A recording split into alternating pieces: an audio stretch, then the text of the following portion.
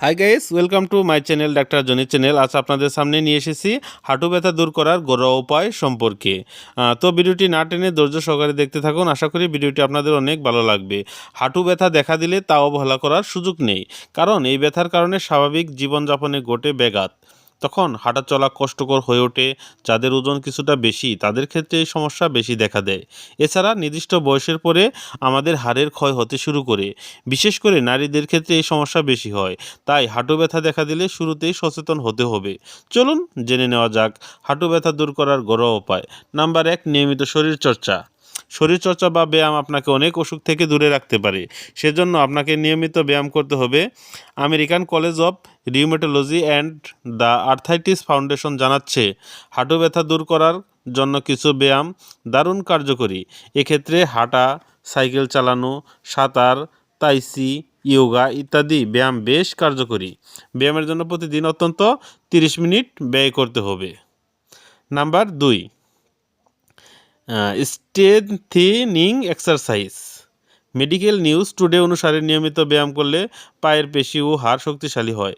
এক্ষেত্রে squat, leg raise সহ নানান ধরনের এক্সারসাইজ করা দরকারি। এতে হাঁটু ব্যথা থেকে তো বাঁচবেন, সে সঙ্গে দূরে থাকবে আরও অনেক অসুখ। নাম্বার 3, কমাতে হবে ওজন। ওজন নিয়ন্ত্রণে রাখা জরুরি, কারণ বাড়তি ওজন ডেকে আনে বাড়তি অসুখ। হাঁটুর ব্যথা তার মধ্যে অন্যতম।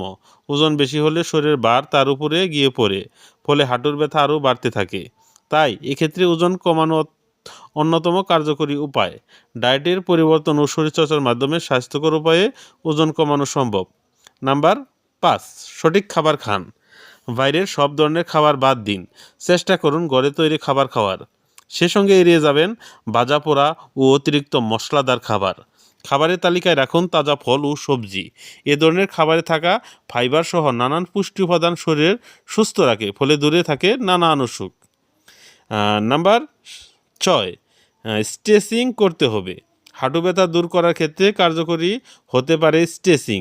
সেজন্য প্রতিদিন পায়ের স্ট্রেচিং করুন। এতে খুব সহজেই হাঁটুর ব্যথা দূর করা সম্ভব হবে। হাঁটুর ব্যথা হলে শুরুতেই এ ধরনের নিয়মগুলো মেনে চলুন, এতে ব্যথা নিয়ন্ত্রণে চলে আসবে। যদি এরপরও না কমে তবে দ্রুত বিশেষজ্ঞ পরামর্শ নিন। তো গাইস, আমাদের ভিডিওটি কেমন হলো অবশ্যই লাইক, কমেন্ট এবং সাবস্ক্রাইব করে জানাবেন। আবার পরবর্তীতে আপনাদের নতুন কোনো ভিডিও নিয়ে চলে আসবো। সে পর্যন্ত সবাই ভালো থাকবেন। আল্লাহ হাফেজ।